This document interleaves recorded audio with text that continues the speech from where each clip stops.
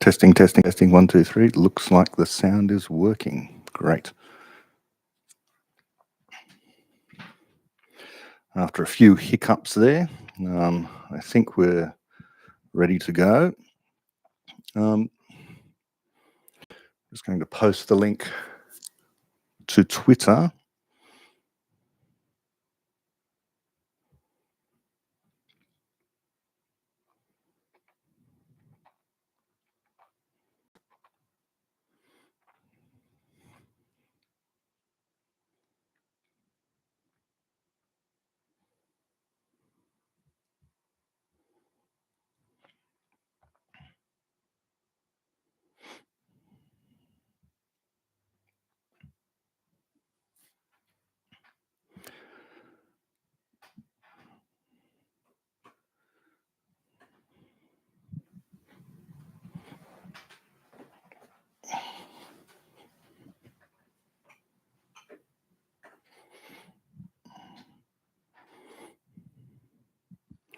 Okay.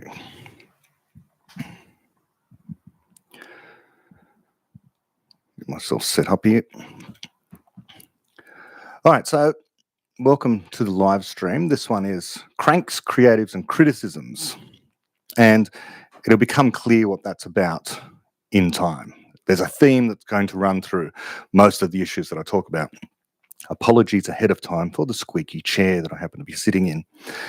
Two other things, though, have happened recently that are worthy of just mention in something like a live stream that I'm doing. The first of which is the British election. The British election and the French election as well. The British went to the left, throwing out the Tories, because it seems as if the Conservatives failed to deliver on their promises. Now, in particular, my diagnosis would be failed to get Brexit done. And that was a repeated failure of a number of prime ministers, a number of administrations in the government. And so, to some extent, there's a rightful removal of that government.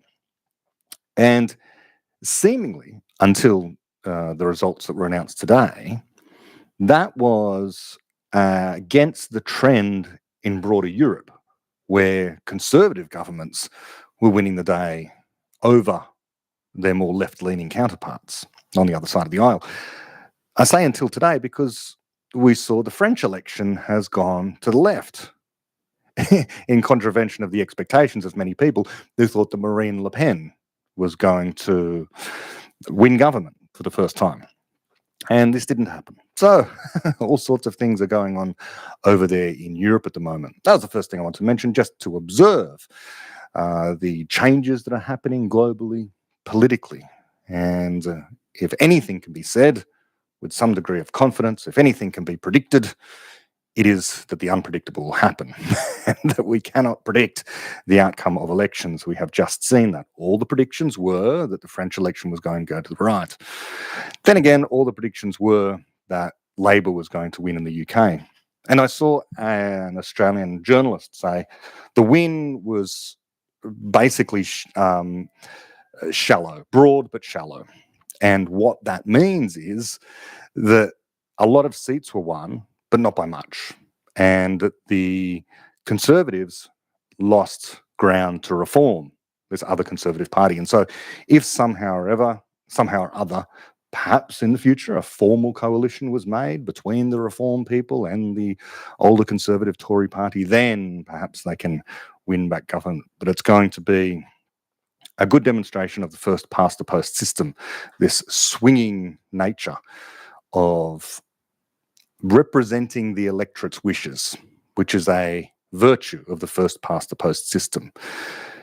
If you don't have a first past the post system, if you have a preferential system where deals can be done, then what tends to happen is that you end up with people being unable to remove the government if they disagree with them, because the government can form a coalition with their people who should be their political rivals. Anyway, let's just leave that to one side. Aside from the British election, there was a very interesting interview with two intellectual giants of our age, I would say. roughly the same age. They're like two versions of each other to some extent, but on opposite sides of the ocean. Ben Shapiro and Douglas Murray together in conversation. Ben Shapiro was interviewing Douglas Murray, but it was really a nice conversation between these two. And they focused in large part, of course, on Israel, the Enlightenment, the West, that kind of thing. So I recommend that to you. I think Ben Shapiro calls it his Sunday special. So go have a look for Ben Shapiro's Sunday special, interviewing Douglas Murray, to get some deeply informed insight on what's going on in Israel-Palestine right now. Okay, they were basically just introductory remarks. Now to more of the meat of the matter of the reason why I'm here. So I thought I'd do a live stream rather than an AMA because, as I often say, there are many episodes that I like to do and I prepare and I get through various stages of preparation. And I thought I would just put a whole bunch of them together and live stream it rather than go through what can be an ordeal of shooting an episode and then editing an episode. And these episodes that I'm sort of putting together into a compendium live stream episode could have done with things like putting images on the screen and that kind of thing. And I'm sure that's possible. And I'm sure with little effort I could figure out how to do that, but not right now. Not right now. I will figure out how to do that sometime, but I'll be referring to things like Twitter, scientific papers, posts that people have made, and various other things that I would like to be able to throw up on the screen, but I'll just refer to them, and then maybe in an edited version of this live stream, I will provide that information and all links to what I'm talking about. Now, the reason I'm talking about creative and cranks and criticism is because there is this issue that I'm animated about quite often, which is the funding of science and where science can get money from, well, rather where scientists can get their money from to do their science, because there's competition out there, as there rightfully should be. And at the moment, really the main source of funding comes from governments. Governments are almost the biggest contributors to certain parts of science, especially the pure sciences. It's either governments or philanthropists when it comes to pure science. Applied science is, of course, conducted by all sorts of research institutions and, in particular, business. So what Elon Musk tends to do is applied science, although no doubt he has a lot of philanthropic donations to people who are just doing pure blue sky science, where you don't expect a return on your money by investing in those particular things. So really my focus here is largely on how it is that pure science which has no pretension to want to create a technology that is going to deliver a return on investment to the investor. All it's going to do is to increase the knowledge base of humanity. And of course, there will be deep spin-offs from that. People who were studying early quantum theory were interested in the behavior of little particles. They weren't thinking about computers and electronics and all that kind of stuff that has come from and come out of a further study, a development of their theory. In the same way that Einstein, thinking about electrodynamics, I guess he didn't have in his mind a GPS system. So there's no predicting, of course, what kind of technology can flow from something like looking at, let's say, constructor theory, okay, a deep theory about how to formulate physics, as deep as you can possibly get. How do we formulate physical laws? So why would someone fund something like that? Well, we'll get to that. We'll get into that.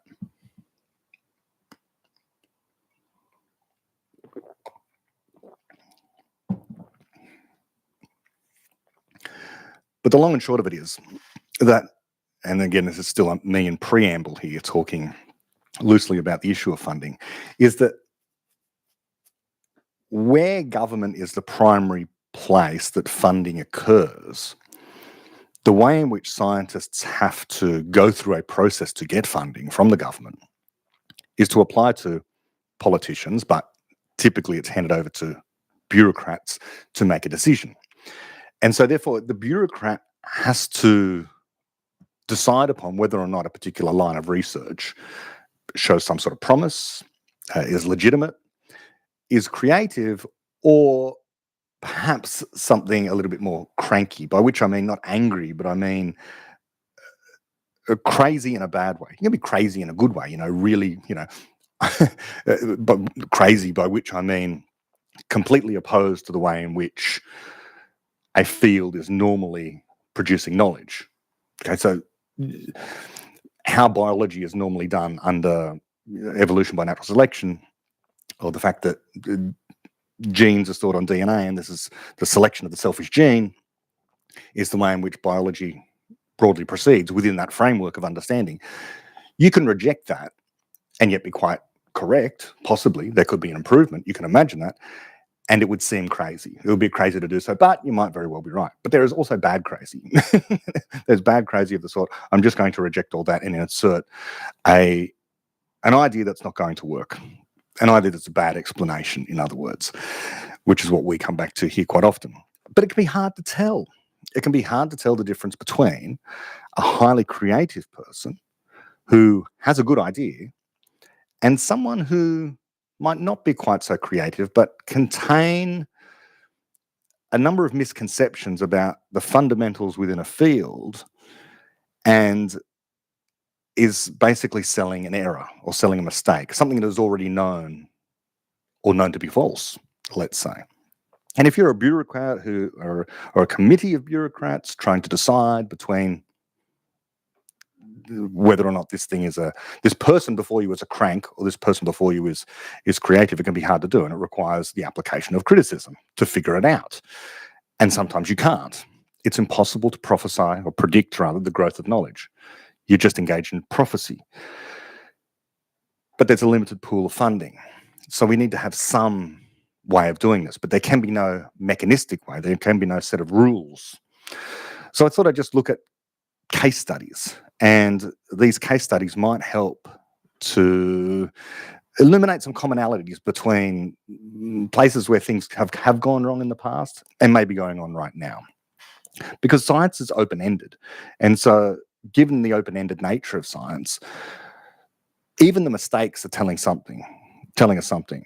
So yeah, this is the whole problem. When a scientist or a team of scientists issue or submit a research grant, let's say, they're basically saying, give me some money because I promise that I will do this. They can't very well say, I don't know. Well, I suppose they could. They could say, I don't know what the outcome is going to be. But the government bureaucrat really wants to hear what your aims and goals and your objectives are. Okay, what is this thing going to achieve? They want not necessarily a guarantee of success, but some indication of success. What are your milestones that you're going to meet with this research? But success in science can, of course, come down to failure, as weird as that sounds. If you refute your own hypothesis, if you refute your own otherwise good idea, that's a success scientifically. It's a successful science. But trying to sell that to a government bureaucrat, I'm trying to show that this thing is false and won't work. Framing it that way, in a Popperian way, isn't going to fly.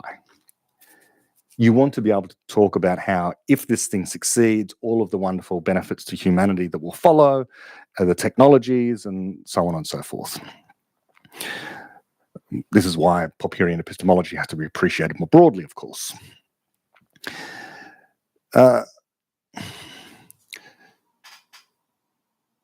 So this episode wasn't prompted by anything, but just coincidentally, I happened to hear on Joe Rogan, Eric Weinstein, in conversation with that fellow I think he's an actor. Anyway, he's the fellow that's pushing the idea, among many other things, that 1 times 1 does not equal 1, something like that. Just a basic misconception about mathematics. Now, I don't want to talk about that too much, but Eric was making the point that you need to understand fundamental science to make progress. And there's a yes and no to that. He was to his interlocutor, who he was very patient with, and so on and so forth. And I thought I didn't understand why the conversation needed to happen. It was a strange sort of thing. This fellow was deeply misconceived, had deep misconceptions about basic physics and arithmetic and this sort of stuff. So I don't know why Eric Weinstein had to go on to Joe Rogan to talk about it. But as it was, he did. Now, do you need to know the fundamentals of science? I think the word that Eric used was established science in order to make progress in science. Well, do you need to understand Newtonian mechanics in order to make progress in quantum theory? No. However, the way in which physics is taught to everyone, you do, apparently, because almost every undergraduate physics degree begins with classical mechanics before you get to quantum mechanics. There's no reason for this. Okay, if you're a researcher working at the envelope of what we know, the very edge of the envelope, then you do not need to know all the things that have been shown to be false. As a chemist, you don't need to know about phlogiston, this chemical which doesn't exist, which supposedly was inside flammable stuff, which made it flammable. You don't need to know about elan vital, the life force, to be a biologist. Okay, we know that that's false, and so on and so forth. But in physics, you do learn about Newtonian mechanics. Now, it's not to say Newtonian mechanics is not useful. Of course, it is very useful for engineers. But what I'm saying is that in order to make progress in science, you don't need to know all the things we already know that are false. And it is a question as to whether or not you need to know, if you're going to develop a new fundamental theory of physics, whether you would even need to know quantum theory. Now, good luck trying to make progress if you don't know quantum theory within fundamental physics, but I'm not saying it's impossible.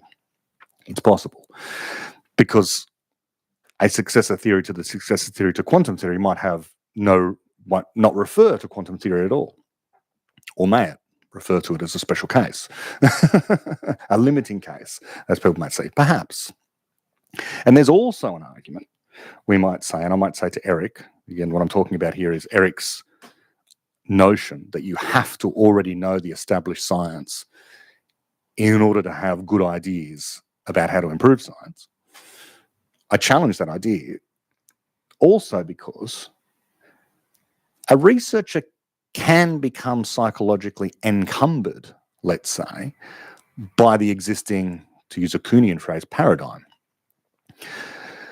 Now, that's a framework issue which Popper would reject as well. Nevertheless, a really creative person may not be aware of much of what is going on in science and come to science new without thinking that certain things could not possibly work, that could not possibly be true, because of what they already know about science. But of course, a lot of people who do make huge leaps and strides in science, they already have all of that knowledge, and so they manage to get over it. But I don't buy Eric's idea that you need to have a strong foundation in science in order to make progress in science. I don't think that is necessarily the case.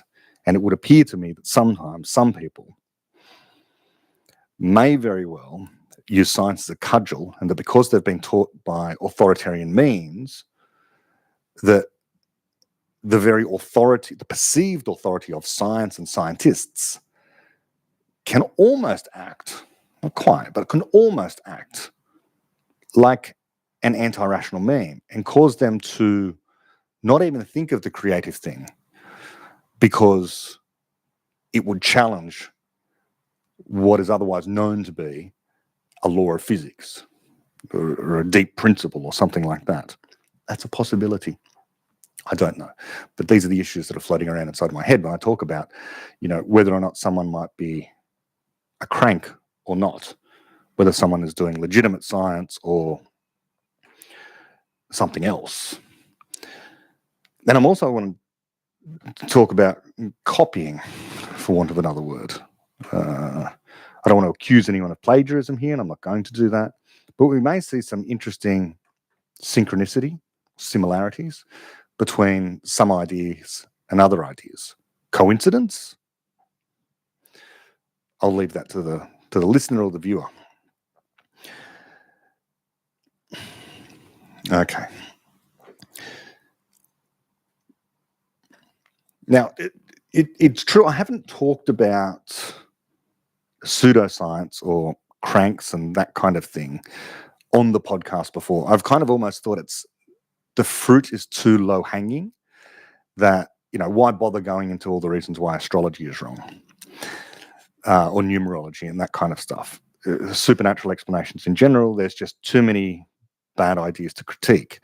Far more interesting to just promote the interesting good ideas, our best explanations. But again, we have a limited pool of funding, and so I think there's a difference in quality between explanations or conjectures, ideas that people have. And because of that, we want to, as a society, broadly ensure that where we can channel the funding and the media and the promotion thereof of good ideas over the people who might be not necessarily snake oil salesmen, but imitators on a track that might not be as efficient as certain others. Here I'm thinking the AGI thing, right? So that'll be one of the last examples that I'll get to. But if you're truly interested in actually solving this issue of AGI, then thinking that it's down the road, as I said on the last episode, of progress on AI is not a way to go, I would say. And so if you've got a limited pool of funding for AGI research, pick someone who's doing something different. Someone who's not working on making ever better AI, but is coming at it from a completely different perspective, that understands that tools and tool users are quite separate things. But it's hard to come up with heuristics to decide who is who is on a good track and who is on a less good track.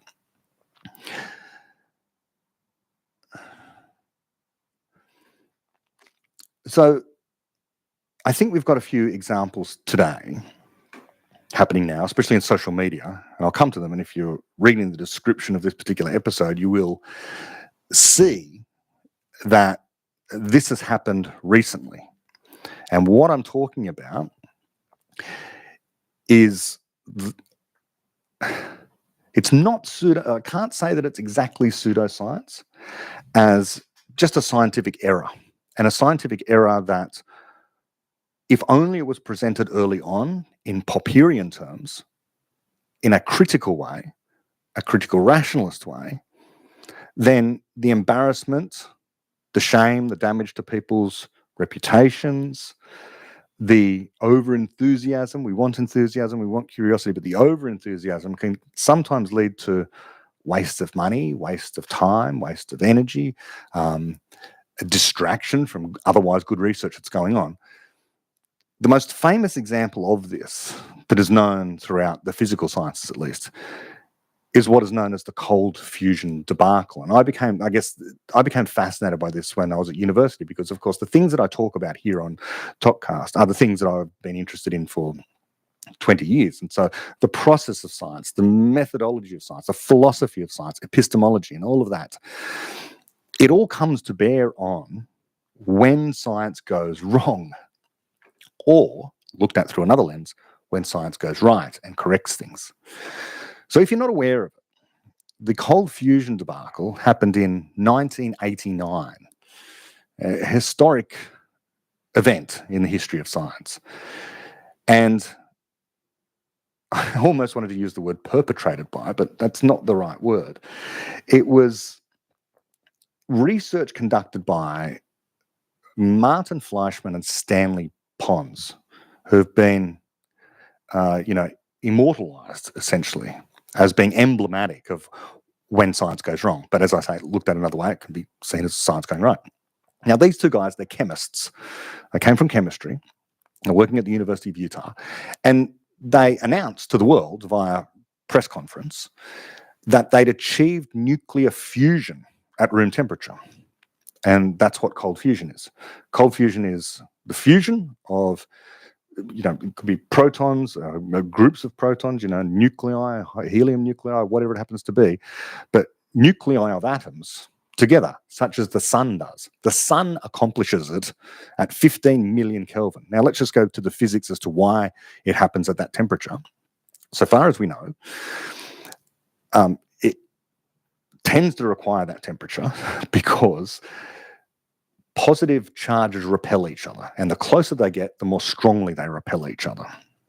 And so if you want to fuse two protons together, that's the simplest case, which are two hydrogen nuclei, then you have to overcome what is known as the electrostatic force of repulsion between them. And the closer you push them together, the more they repel. Until you can think of, mind you, it's not a perfect analogy, but think of each proton as being covered in a kind of superglue, so that if you can get them close enough, they will stick. And then energy is released. And that's fusion. Now, how do you get them close enough? Well, one way to get them close enough is to have them moving fast enough so that when they crash into each other, they have such momentum that it overcomes the electrostatic force of repulsion. They're traveling so quickly, so fast, that they hit each other and stick. And then fusion happens, energy is released, the sun shines, such as we can see outside here today in Sydney, Australia, as I do this. Now, that's how astrophysicists explain fusion. That's how nuclear physicists explain fusion. And therefore, it seems to rule out the possibility of having this thing called cold fusion. After all, how else are you going to overcome the electrostatic force of repulsion? Well, there are numerous approaches. And here I'm going to big up Sabine Hossenfelder. If you go to Sabine Hossenfelder's YouTube channel, she has, well, I've only seen one. I think she has more than one video on cold fusion. But there's one there where she goes through all the different ways in which cold fusion just might work. And it's a wonderfully produced video, because at the end of each time she says, here's a way that it could work, and then she says, there's just one problem.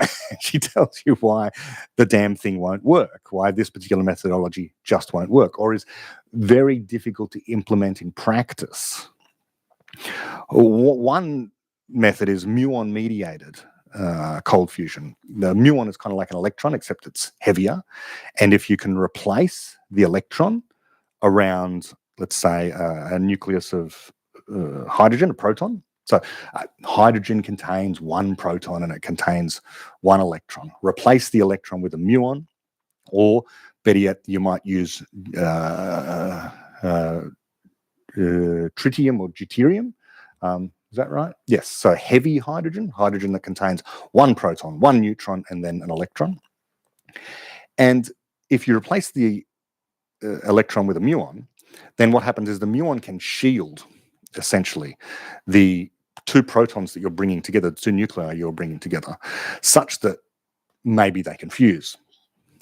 Now, the just one problem, amongst many others, is muons are short-lived, so they don't last very long. So they will decay into other products, but also they're difficult to produce in the first place in large number without consuming a lot of energy. So the amount of energy in to such a system that produces muons to use muon-mediated fusion tends to be more than what you get out of the fusion reaction.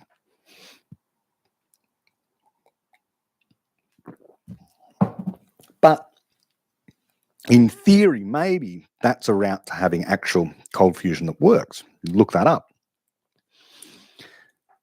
So when Pons and Flieshmann in 1989 said to the world, hey, look, we've demonstrated cold fusion in our chemistry lab they were using deuterium oxide. They were using heavy water. So deuterium is heavy hydrogen. Heavy water is D2O. So instead of having H2O, where you've got hydrogen, you replace the hydrogen with heavy hydrogen. So they were using heavy water, and they were using a palladium electrode. And they detected more heat coming out, supposedly, of the reaction vessel than what was being pumped in. Now, this is the usual setup for something like electrolysis. Okay, electrolysis, you send electricity into your electrode and you do something in a solution of water. So this was just water and just a palladium electrode. And they said they were getting more heat out of the reaction vessel than what was being pumped in via electricity. Well, astonishing if true. The problem is, from a Popperian perspective, they said not, here we have an unexplained amount of heat coming out of our reaction vessel. We don't know why. They should have published a paper, but they went to the media. Should have published a paper basically saying that. They could have, of course, said in the paper, we think just perhaps it could be cold fusion. But that's one explanation among many. Experimental error could be another. We haven't properly measured the amount of energy going in and the amount of energy coming out. We want people to check using our experimental apparatus what's going on here. Maybe it's cold fusion. We're not saying it is. But they didn't do that. They didn't tell the world all the ways in which they could be wrong, at least initially. They said, we have demonstrated cold fusion. I don't know how certain they were. Although I was watching about 3 months ago, the interviews they did soon after. They went on a big media tour and there was, front page headlines and all that kind of stuff. They got a lot of press and media. They got a lot of money initially. But science works on a method of error correction, and part of error correction is having other scientists try to replicate your results. Some people said they did, but the majority said they didn't. And in particular, of course, the nuclear physicists, because they were not nuclear physicists, they were electrochemists. Nuclear physicists were saying, this is impossible. Here's the theoretical reasons why it's impossible. We've tried to replicate it. We can't replicate it. And ultimately, of course, it was revealed it was just an error. They hadn't achieved what they did. But the meta error was them saying that they knew the explanation when they didn't know the explanation. Cold fusion is one explanation among many for why you might be measuring more heat coming out of your reaction vessel than you're putting in. The chief reason that you should automatically jump to is you've made a mistake, because it would seem that you're violating conservation of energy. So that would be the first thing you would want to say. But if you're not violating conservation of energy, then yes, you're generating energy within that reaction vessel in some way. Now, how this could be muon mediated, I don't know. It can't be, but there's no muons being created there. So there wasn't a good explanation of what was going on, and simply saying cold fusion wasn't enough. They did say some other stuff, but I don't think it was persuasive to anyone who was an expert in the area, which is, that can ring alarm bells. It's not disqualifying, but you should take notice. And so this is, often cited as a cautionary tale in science about how to do science or how not to do science.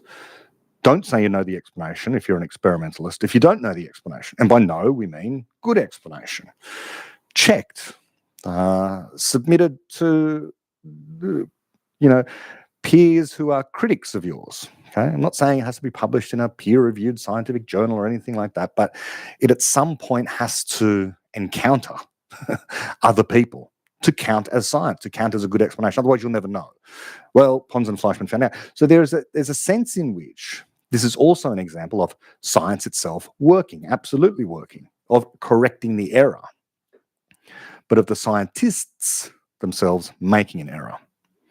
Now, the reputations of these two did suffer.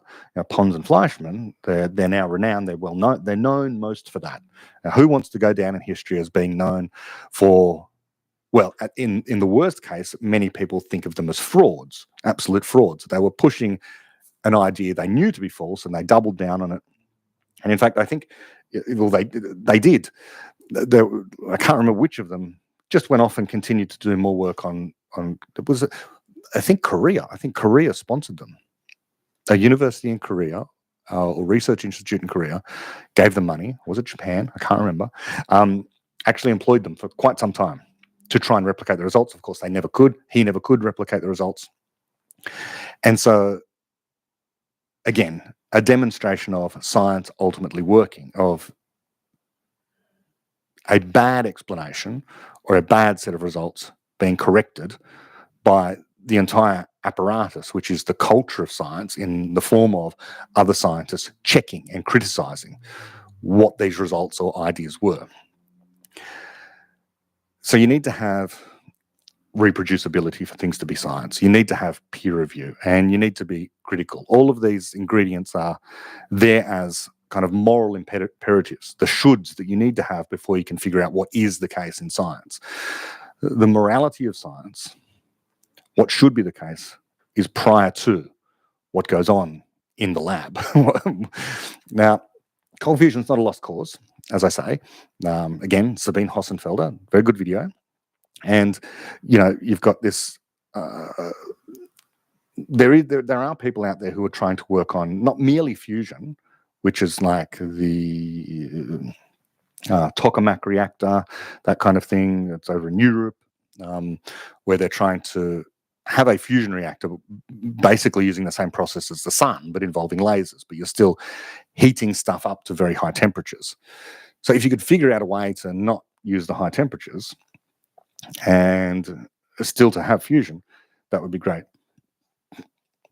But I think if you talk to typical nuclear physicists, they're not they don't do they're not confident, let's just say that cold fusion is ever going to become a thing. Yes, but I've looked into a number of different kinds of cold fusion. It seems like the muon catalyzed one may have the most promise, but there's a lot of technical details that need to be ironed out. Producing of the muons and having a reaction happen quickly before the muons decay. Now, there's been a more timely, recent example of what I would say is almost exactly the same, event for event, modern day version of the 1989 cold fusion debacle of Pons and Flieshmann. And that's superconductivity. Anyone who's been on X or Twitter would have noticed the superconductivity issue of a few years ago. It went viral. Now, these days, superconductivity is taught as part of a high school physics curriculum, certainly in undergraduate. It's you learn about the BCS theory. The BCS theory is named for the inventors of the idea. So people figured out superconductivity, and then they figured out what the explanation was. They noticed superconductivity and then figured out an explanation. It was John Bardeen, Leon Cooper, and Robert Schiffer. And so this is BCS. And basically it explains why certain substances, when the temperature is low enough, allow electricity to pass with zero resistance. And the way it works is that electrons can pair up. Normally they should repel each other. Right? Electrons should repel each other, but they can pair up into these things called Cooper pairs, because the wire that they're traveling through, that's an electric current. When electrons travel through a wire, that's an electric current, or carries the electric current, we might want to say. Whatever the case, the electrons can move through the wire, or the crystal lattice, because many modern superconductors are some type of ceramic. As the electrons are moving through the wire, they deform the crystal lattice. So the other atoms move, and the other atoms have positive nuclei. And so when they move, they kind of suck through these Cooper pairs. And so it's almost like a sound wave that travels through the crystal lattice, allowing the electrons to not collide with nuclei or with other electrons as they pass through the crystal lattice or the wire. So this is BCS theory. So that works precisely because the temperature of the wire, the metal, the ceramic, whatever it happens to be, is low enough to stop vibrations of the crystal lattice. Because when you raise the temperature of something, then the particles begin to vibrate more. And if the particles begin to vibrate more, then this BCS theory would not seem to be able to work, because that requires you to have very still nuclei, so that the nuclei aren't getting in the way of the electrons that are traveling through the wire. Less jiggling of nuclei, less collisions. In fact, zero collisions at a certain point once you go below what's known as the critical temperature. Okay, the critical temperature is temperature below which, for a certain substance, it becomes superconducting. I think all metals demonstrate superconductivity given a low enough temperature. And some of the temperatures are close to minus 273 degrees Celsius, okay, 0 Kelvin. Some are a few degrees higher. Some might be as high as 12 degrees. But there are certain ceramics for which it's, like minus, I don't know, I'd have to look it up, but, maybe minus 100 degrees Celsius, something like that. And these are higher temperature superconductors, but certainly none of them are room temperature. No, nowhere near room temperature. And the only good explanation we have is BCS theory, so far as I'm aware. So that seems to rule out room temperature superconductivity. However, there's nothing to say that we couldn't develop another theory of how superconductivity might work at a higher temperature. Nothing says that superconductivity is physically impossible. It just suggests, BCS theory suggests that it's an engineering challenge, to put it mildly. And superconductivity is absolutely one of those things where if you're a kid interested in physics in high school, undergraduate, then you know about it. Okay, it's one of those things where as soon as you hear about it, you go, oh, I want to learn more about that. And so they do. And one reason is because we know that room temperature superconductivity would be absolutely transformative. If we could have zero resistance wires transmitting electricity from our nuclear fusion reactor or even our regular coal-fired power reactor to our homes, that would save us a lot of money because so much energy is lost to heating up of wires, the resistance of wires, the loss of electricity to heat as the electrons collide with the nuclei of the atoms out of which the wire is made. We don't necessarily notice that on a day-to-day basis, but believe me, the wires are hot. They get warm. They are heated up as the electricity passes through them. As a radiating heater in your home might very well heat up. So, whenever it was a few years ago, was it 2021 or 2022, something like that, there was this thing, a video basically that went viral. A room temperature superconductor, so it was called. LK99 it was called. LK were the initials of the researchers that apparently had discovered this thing, created this thing. Anyway, it demonstrated that what the video showed was a demonstration of the Meissner effect. And lots of physics types, never mind the chemistry types, that online at the time, as I was noticing this, were saying, well, it's got to be a scam of some sort, or there's some other explanation. This cannot be superconductivity, because they didn't buy the idea that you could have this room temperature superconductivity, that it would have just been, a sudden appearance on the scene. There would have been theory first, and then the creation of the thing. So this is why people sort of balked at it, physics types anyway. A lot of people were saying, well, there's got to be some more prosaic explanation, regular magnetism, which is demonstrating this levitation of this object, which is often the way in which, you do I used to do these shows, you used to travel around to high schools with the university, and we'd have liquid nitrogen. You would pour the liquid nitrogen into this vessel, a petri dish or something like that, and it would have a magnet in it. And then you would take a superconductor and you would put it over the top of the magnet, and it would levitate.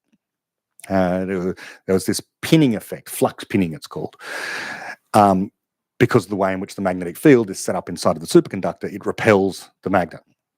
But to begin with, before it becomes superconductive, the superconductor does not levitate.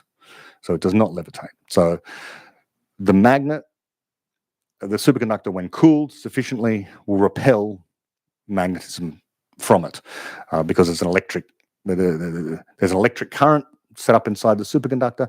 Electric currents generate magnetic fields. The magnetic field excluded from the superconductor causes repulsion from the magnet. And it's a ooh, wow, look at this levitating thing. People love it. People love to see that kind of thing. It's an exciting piece of technology. with few practical benefits yet. If only we could have room temperature superconductivity.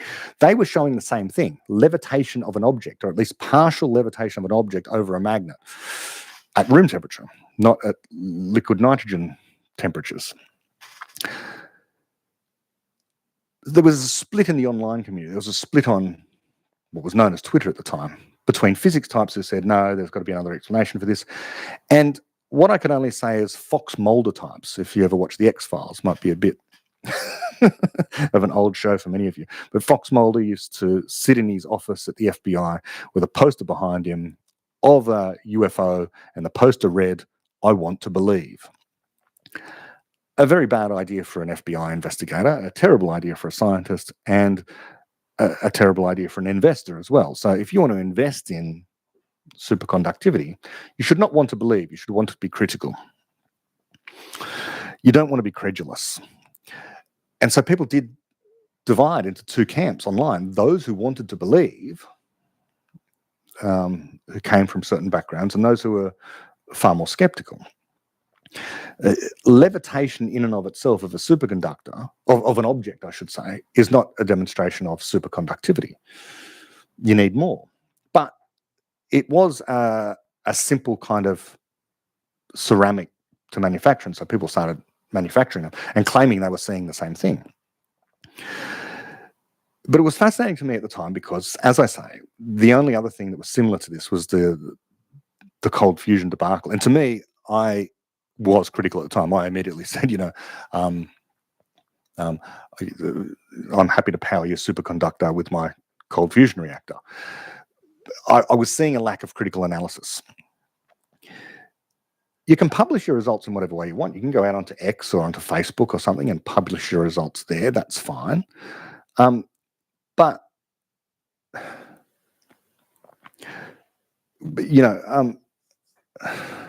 big claims require good explanations.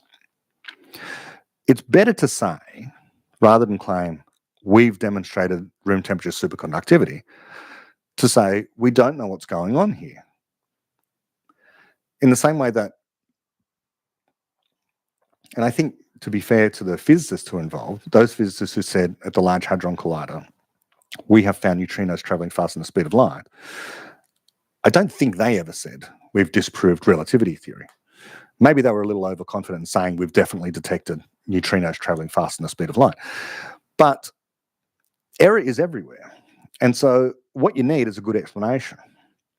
And absent that, you've got a choice to make. The old Duhem-Quine thing. Either you really have made the theory, the best explanation we have, problematic, or you've made an error with your experiment. And rather often, if you're going to make a bet, the bet would be with you've made an error with your experiment. But there are many edge cases here. I mean, but the point is here, don't say that you've achieved cold fusion or that you've achieved superconductivity or you've measured neutrinos traveling faster than the speed of light absent a good explanation. You shouldn't say those things. You need a good explanation first. Instead, what you should say in all three of those cases that I just mentioned, we don't know what's going on, which is rather like dark matter or dark energy today. That's what the astronomers are doing. The people who first found that galaxies were rotating faster than they should be, given the luminous matter in it, did not say, we have refuted Einstein's general relativity, did not say, we've discovered dark matter. What they said is, we don't know what's going on. And many people said, well, there must be a missing sort of matter here, and that's one possible explanation. Certainly with dark energy, there are lots of hypotheses out there, but there's no good explanation. And credible cosmologists and astrophysicists are not saying we have disproved Einstein or anything like that. They just say we have a problem here. And it could still be unlikely because we've triangulated various different observations about dark matter. But it could still be experimental error. It could be. The same is true of dark energy. Now, that's harder and harder to get behind that particular way of looking at either of these things, because there are independent reasons why people think dark matter or something is wrong with our theory of gravity. And if there's something wrong with general relativity, and we know that ultimately there must be, right? We know that it's not the final word on gravity. So perhaps whatever the successor to general relativity is, some quantum theory of gravity or whatever it happens to be, will resolve both dark matter and dark energy. We don't know. But it remains the case. If you're Popperian, you can always still say, whenever you've got this open problem, observations are theory laden. It could be that you're making mistakes with the observations, systematic errors. I've spoken before, about the fine structure constant issue, and that was research done by people I knew very well. They were peers and professors of mine from the University of New South Wales. If there was any time I wanted some researchers to be right, it was that, because it was groundbreaking stuff. The fine structure constant, essentially, it's a constant of nature, a dimensionless constant of nature, and it kind of dictates the strength of the electromagnetic force, if you like. And it can be measured in many ways, but one thing you do is you look at, there's a reason why it's called fine structure, is when you look at the thing that the spectroscope takes. So the spectroscopic analysis of a star, or better yet, a galaxy, better yet, a quasar's light. As a quasar's light passes by a distant galaxy, you look at things like the magnesium lines and the spectra of that galaxy, because as the quasar light passes through the galaxy, some of the light gets absorbed. And one of the methods that was being used was to look at the magnesium lines. And magnesium has a line in its spectra. So in the spectra of the star, there's this thing called the magnesium line. And the magnesium line is there because galaxies contain magnesium. And it has fine structure. And what fine structure means is where you see one line at low resolution, you can turn up the resolution with a better spectroscope, you see two lines. So instead of one line, you see two lines. And the fine structure is the existence of the two lines. Now, what's the big deal about that? Well, what they thought they saw was that in very distant galaxies, those two lines were a different distance apart than what they were in the laboratories here on Earth. And that should be impossible. That should be impossible. If it's magnesium, or any other element for that matter, it should have the same spectra no matter where in the universe at whatever time it is, because the distance between the lines in a spectra of any chemical is the same. If it's hydrogen, it's hydrogen, it's hydrogen. It has a signature, and that signature is identical, whether it was at the Big Bang or whether it's now. The other side of the universe or here, whatever it happens to be. They were looking at magnesium. Magnesium should be the same, whether it's here in the lab or on the other side of the universe, and they found a difference. Now, if that was different, mind you, it was different, then because the fine structure constant, the formula for the fine structure constant, alpha equals h squared over EC or something like that. Anyway, it's made up of the constants, Planck's constant, h bar, E, the fundamental charge, the charge on an electron, and C, the speed of light. So these things put together, H, C, and E, make up alpha, the fine structure constant. So if the fine structure constant was varying, then it could be the case that one or more of Planck's constant, or the speed of light, or the charge on an electron was changing. Remarkable stuff, if true. And I was excited at the time when I saw this because, one explanation, of course, remains they were making mistakes, but they kept on repeating their experiment, their observations, carefully calibrating it, highly precise, many decimal places, all that sort of stuff. Having other people check, finding the same result. So they seem to be crossing their I's, dotting their I's and crossing their T's. And it seemed like good, rigorous science. And it was. It was. But there's one thing in science you can't guard against completely: systematic error. And systematic error often comes down to your method is wrong or there's a problem with your instrument.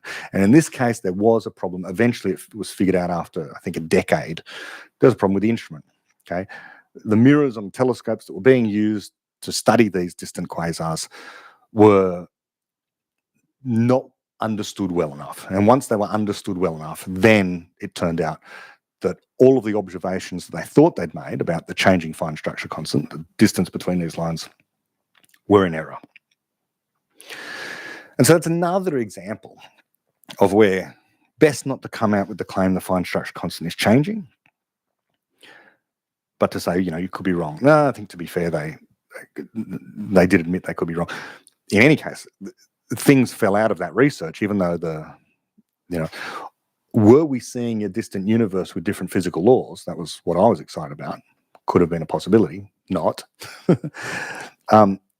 Even though that was shown to be a no-go, and it was just a mistake. It wasn't just a mistake because it enabled them to develop technologies and new precise ways of measuring things like the spectra of very distant galaxies, not particularly of interest to anyone outside the astrophysics or cosmological community, but hey, useful for those people because of the highly precise measurements that they were making. And so all was not lost. All was not lost. In all those cases now that I've gone through, cold fusion, superconductivity, faster than light neutrinos, changing fine structure constant, it highlights the importance of being critical, of not believing your own theories, of forever saying that this could be wrong. Here are the sources of error that I can imagine, not least of which is systematic error, something I just don't understand, but it's there. Everything contains misconceptions.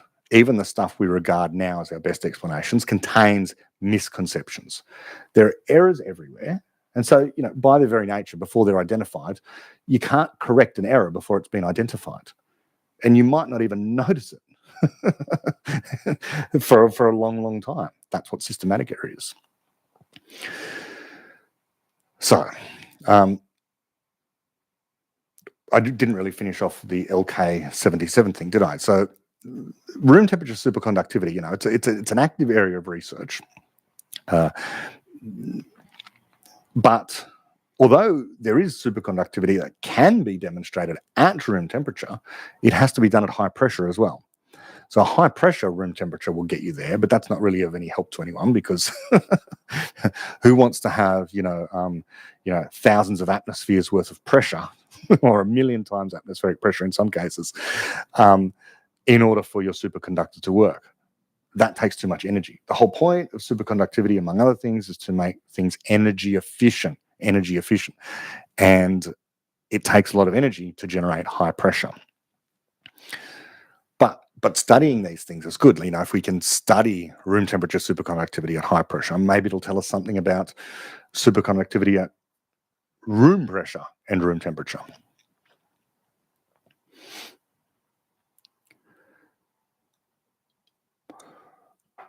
As I say, the LK77 stuff that was produced by these Koreans was insisted on for quite some time as being demonstration of room temperature superconductivity and was even replicated by other people in their backyard laboratories. That all happened, mind you. People were going out and just taking the recipe that the Korean research group had given people. They were able to produce videos. These people working in their backyards using the stuff produced videos. But it turns out that what in fact was going on, and this took a few months to come out, was just regular magnetism, a phenomenon of regular magnetism. So you take the magnet, you put the material, whatever this material was, there was the LK77 stuff, you put it over the top of the magnet and it levitated, but not because of superconductivity, but rather because of a kind of diamagnetism or a version of ferromagnetism anyway, that the material was being itself magnetized by the magnet underneath by a different effect than superconductivity. That now is known. That now is the explanation. It has been roundly refuted. And so all of the excitement at the time was in a sense unwarranted. And then we shouldn't want to believe. We should be critical.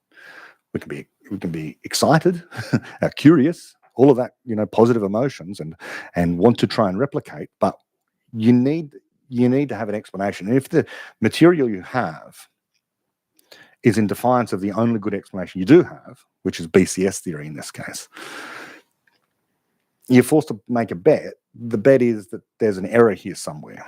You're not seeing what is purported to be seen. Because what is the likely course of events today with technology, including superconductivity, is that someone will come up with a better explanation first. A theoretician will come up with an explanation first of how you could potentially have room temperature superconductivity, and then someone will build the thing. So this was cart before the horse, but it's not to say that always when the cart goes before the horse that you should dismiss that thing. It might very well be the unicorn situation where someone discovers a technology without knowing how it works properly. It almost seemed to be the case with LLMs, but not quite. The coders knew how and know how LLMs achieve what they achieve, even if some others say that they don't. Okay. Let's go to something legit. Constructor theory. So just to frame this, constructor theory was introduced by David Deutsch in 2012. And over the years since, he has continued to work on it with a number of other people, chief among whom is, which of course, Chiara Marletto. And you can see the Topcast series for the Science of Can and Can't, where I talk about the book, the theory, and then ultimately interview Chiara about her work there. So we're talking 2012, the constructor theory, the philosophy of constructor theory paper, David first publishes. Then 2013 to 2015, there's been a number of papers that were published, which outline the principles of constructor theory and, about constructor theory of information and the implications for physics, that kind of thing.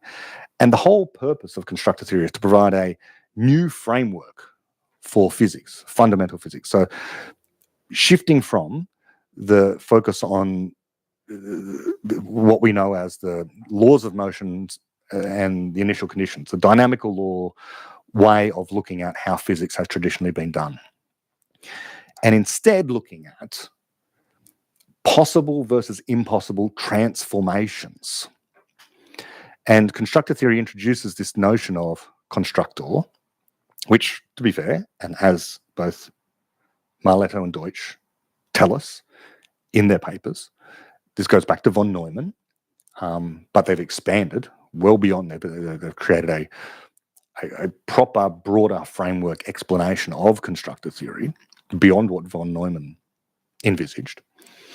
Constructors are the things that cause the physical transformations without being consumed in the process, and that's key. So if successful, and there are always caveats, and the wonderful thing about Marletto and Deutsch is they're Popperian, and so they say, it's quite possible this won't pan out, but if it does, it could provide new explanations about, and it's been successful in some areas already.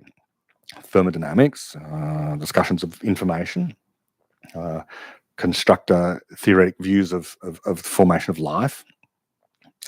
So information, life, and thermodynamics have all been looked at already, and so it can be applied across biology and physics to provide a new way of looking at these things. And they also want to say, at least my interpretation of what has been said, and certainly David has said this, that it's not that constructor theory itself is a scientific theory, but rather it's a framework within which scientific theories can be produced. In other words, it's a research program, which makes it, on Popper's view, something more like evolution by natural selection. People think evolution by natural selection is a scientific theory. It's like a meta-scientific theory within which other scientific theories are formulated. Because once you have evolution by natural selection, then once you've got that on board, then you can develop, more specific theories of genetics, theories about cancer mutation, all those kind of things, given that evolution occurs. And evolution occurs by natural selection, and it's the gene that is the unit of selection. That's the explanation. So analogously, given a physics of the possible and impossible, and what transformations can and cannot be made, and given a constructor is the thing that causes the transformations, then how can we form theories of thermodynamics or particles, or perhaps even the creation of universes or the creation of life? Because these are transformations. These are taking one thing and turning them into something else. So all of that was published in a great work by David Deutsch, 2012. So come to 2021. And assembly theory sounds similar. Assemble, construct. Constructor, assembly. So assembly theory was introduced by Lee Cronin and a research team in a paper published in 2021. Now, they purport that the assembly theory is a way in which to understand the complexity of chemical and biological systems and explore the origins of life as well. And he's been interviewed in various places, like Lex Fridman, and he's published in lots of places, including Nature, and I'll get to the Nature article soon. But it's broadened out beyond just a chemistry theory to purportedly having implications for fundamental parts of physics, astrobiology, and all sorts of stuff. So the whole point initially, so far as I understood it, and I've read through the paper and watched the interviews, original paper and the more subsequent papers that have been published in Nature, and criticisms, we'll come to those. It was initially designed as a way of understanding the complexity of certain molecules, particularly in the context of, just regular chemistry and biology, so biochemistry. How can we talk about the complexity of different systems, different molecules in particular? So it aims to quantify how complex a structure is, or how difficult it might be or complex it might be to assemble a particular thing, given this thing called the assembly index. Okay, the assembly index is a number or a measure, and it's defined as the minimum number of steps required to assemble an object from its simplest building blocks. A higher assembly index indicates a more complex object. Okay, that sounds reasonable. There might be multiple pathways to getting to the same complex molecule, let's say, but your assembly index might be the simplest pathway to get to that complex molecule. So how many different ways in which would there be to assemble a DNA molecule? Possibly many. It's going to be going to have a high assembly index, though. Now,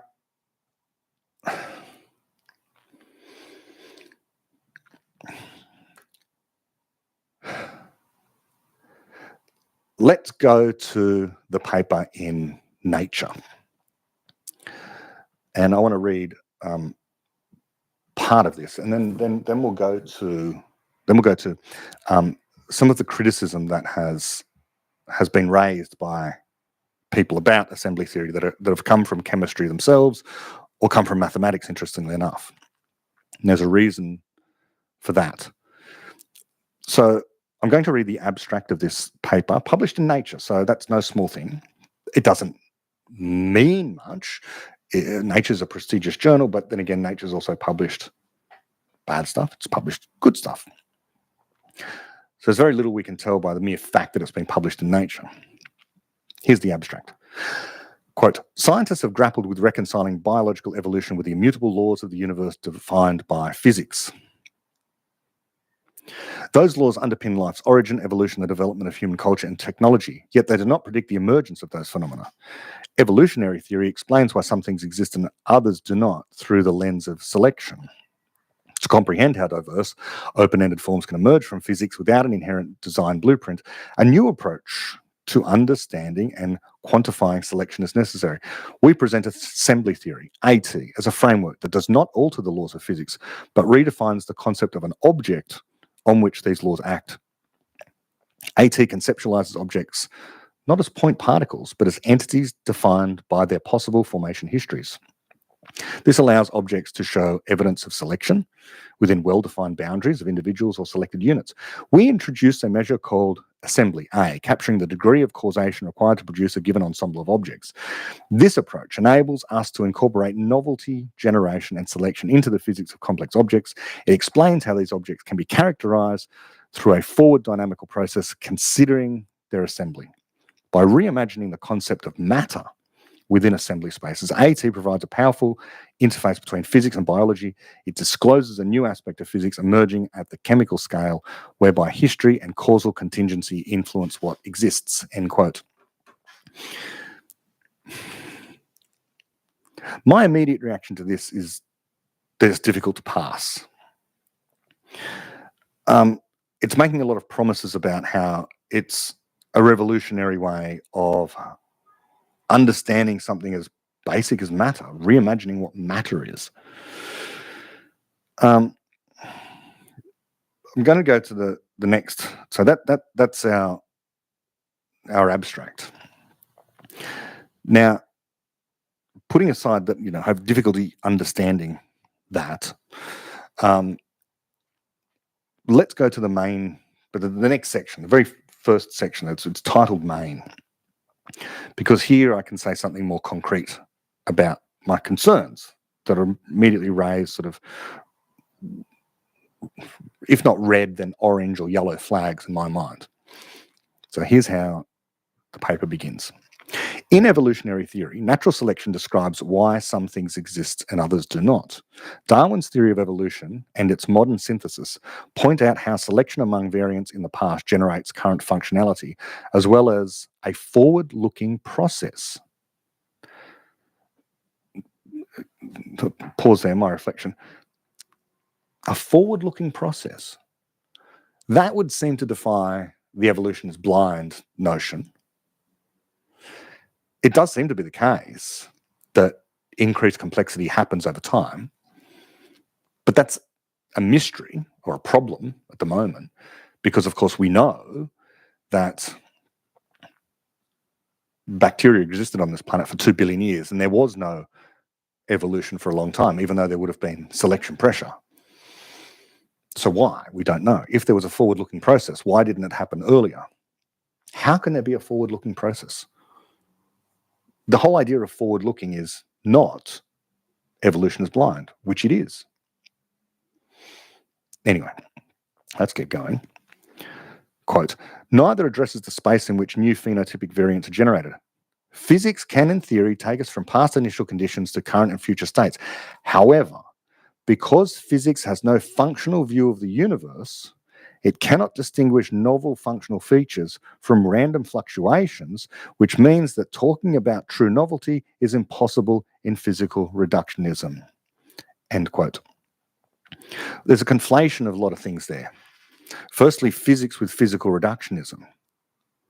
Physics absolutely, in its current form, allows for novelty and can distinguish between novelty and random fluctuations. In particular, what we would say is there is no such thing as a random fluctuation on quantum theory. Subjectively, you might not have predicted that this thing was going to happen, and so it appears random to you, but it's not random in the objective sense. It was determined to happen by the laws of quantum theory. There is no randomness. Quantum theory absolutely allows for novelty. This we know. And it allows for something like the emergence of evolution by natural selection and ultimately people who generate explanations. So that immediately is a sentence that for me is somewhat disqualifying because it conflates physics with physical reductionism. Physics is not physical reductionism unless you're willing to say physics explains everything. Physics, as we understand at the moment, allows for certain things. In particular, allows for novelty. That allowance is disguised by that sentence. The authors go on, quote, thus the open-ended generation of novelty does not fit start again. Thus the open-ended generation of novelty does not fit cleanly in the paradigmatic framework of either biology or physics, and so must resort ultimately to randomness, end quote. Incorrect. Incorrect. Again, there is no randomness. The current framework of physics allows for novelty. Quantum theory says that what is physically possible happens. What is physically possible is everything that happens, including novelty. It's not like novelty defies the laws of physics. That we do not have an explanation for how we generate explanations, that we do not have a complete explanation for how evolution by natural selection occurs, does not mean we are defying the laws of physics. Quite the opposite. We're just saying we don't know how these things work. To say it doesn't fit cleanly is to misunderstand what quantum theory is, and I don't know why they would say that. Nonetheless, they do go on to say something more sensible. Quote, there have been several efforts to explore the gap between physics and evolution. This is because a growing state space over which time requires the exploration of a large combinatorial set of possibilities, such as the theory of the adjacent possible. It almost sounds like the multiverse. It's like they're circling the notion of the multiverse, that the other possibilities really do exist out there. However, the search generates an unsustainable expansion in the number of configurations possible in a finite universe in finite time and does not include selection. Okay, yeah, so they talk about finite universe in finite time, and it's kind of the mystery at the heart of why things get more complex. If you have to check all the different possibilities, then you need an explanation for why we have the complexity we have rather than absolute chaos. But that is explained by evolution by natural selection as we understand it now. The absolute chaos stuff are the mutations which do not survive, which they sort of allude to.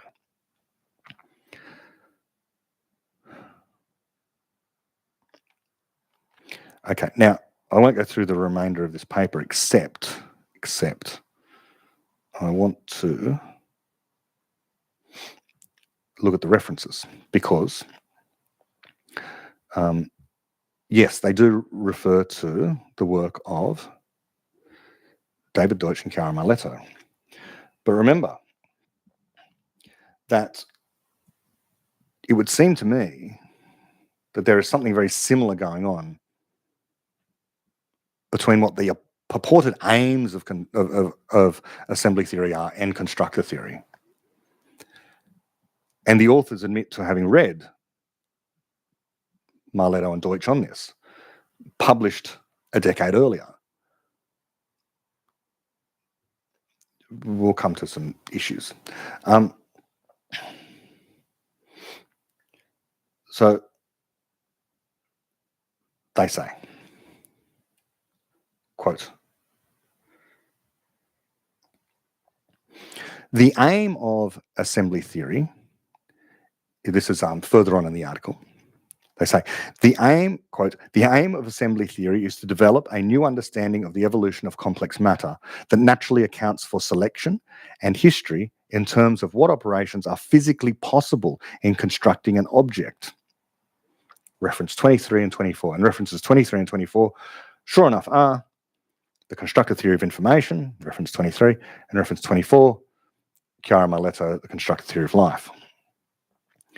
They then go on to say, after skipping a little, we anticipate the theory to be sufficiently general to apply to a wide variety of other systems, including polymers, cell morphology, graphs, images, computer programs, human languages, and memes, as well as many others. The challenge in each case will be to construct an assembly space that has a clear physical meaning in terms of what operations can be caused to occur or to make the object, reference 23. So referring to the Constructor Theory of Information there. So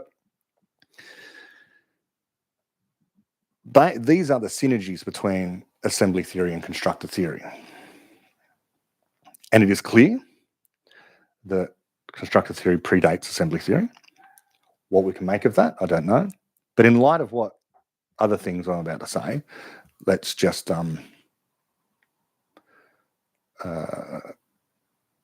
consider something else. There have been a number of critiques of the published material that's out there, such as this particular paper, not least of which from a researcher called Dr. Hector Zenil from King's College London. Now, among other things, he happens to be an expert on complexity theory, and in particular compression algorithms. So he absolutely knows his stuff in that space. And the assembly index is seemingly a measure of complexity. So the chemist, Lee Cronin, and team have encroached on a space in mathematics or computer science, if you like, perhaps without being aware of it. Fair enough. Now, what Hector Zenil has said is that, in short, they rediscovered a certain measure of complexity. They've rediscovered a certain kind of compression algorithm. Now, my immediate thought is, of course, that measures of complexity are dubious to begin with, not least because they have to be relative to a theory of computation. What is complex, for example, under classical computation might be simple under quantum computation. So even the respectable measures of complexity, and by respectable I mean long established, miss something when it comes to all this stuff.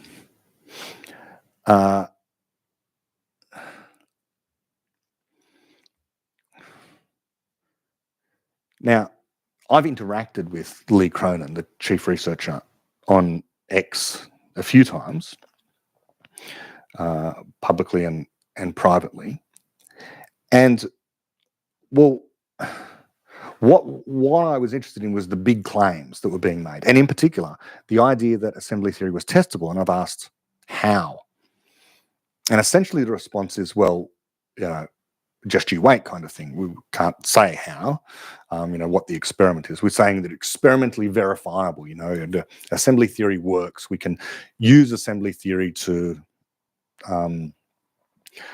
tell you about the complexity of certain molecules and certain spectra and that kind of thing. Fair enough. Okay, you've got a theory that, you can use this assembly index to assign a number to certain chemicals and spectra. But if people are saying, other researchers, mathematicians and so on, are saying that what you are in fact doing is a version of a kind of compression algorithm, an idea that was created 50 years ago, then why aren't you taking that more on board than what you are? Now, to be fair, they do try and respond to this, but it doesn't seem highly persuasive. Like,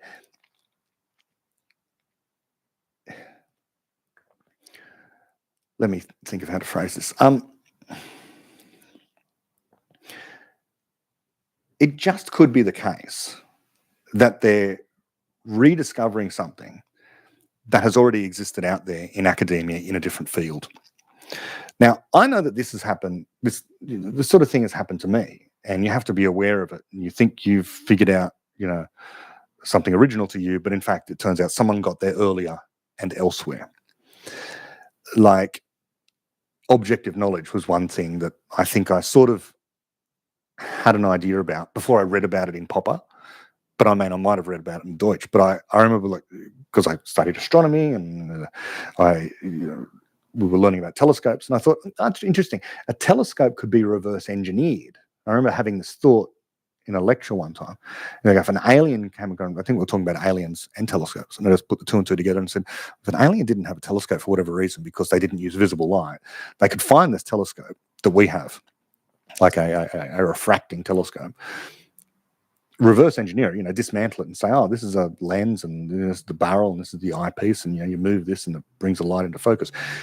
The knowledge is there in the telescope, So I had that idea, but I didn't put it into so many words. But if I had have, and I had have gone out into the world and said, I've discovered this thing, reverse engineering, which is a kind of knowledge that can be placed into a physical object. So knowledge doesn't have to be only in minds, it can be inside of objects. Now, I might very well have gotten there independently of Popper. I don't think I did, by the way. It probably came to me via osmosis, via David Deutsch in some way or other. But I can certainly imagine thinking that I'd discovered something that I hadn't. Now, why would I say this in the context of assembly theory? Because having watched the criticisms and learned a little bit more about text compression, it seems to me that Cronin and his team are not wrong everywhere with respect to assembly theory, but rather there isn't much there that is new. They're calling their thing they're calling their thing assembly theory, but a lot of what the functionality is resembles very closely what is known as LZ77 compression, which is a well-known algorithm for compressing long strings of characters. And so you can think of a molecule as a long string of characters. And even when Cronin explains this in lectures, he uses the examples that other people who explain LZ77 use, which is a worry, because it seems as if he's relying upon pre-existing knowledge.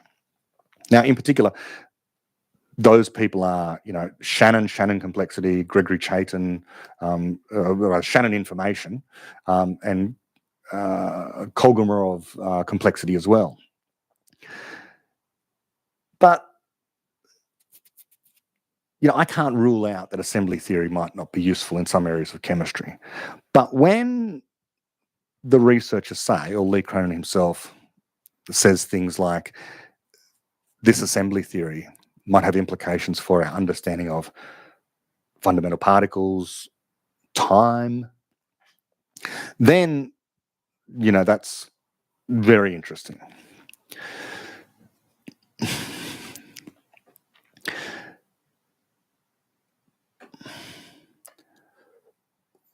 One interaction I did have with Cronin, this is apropos of nothing, all of my interactions were seemingly reasonably, well, they were polite.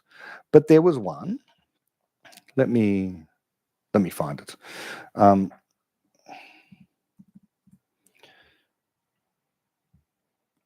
Because it was about, anyone who follows me would know that I produced an interview with Sam Kuipers, the physicist Sam Kuipers. And it was about time. And, well, I posted a short clip of the interview I had with Sam.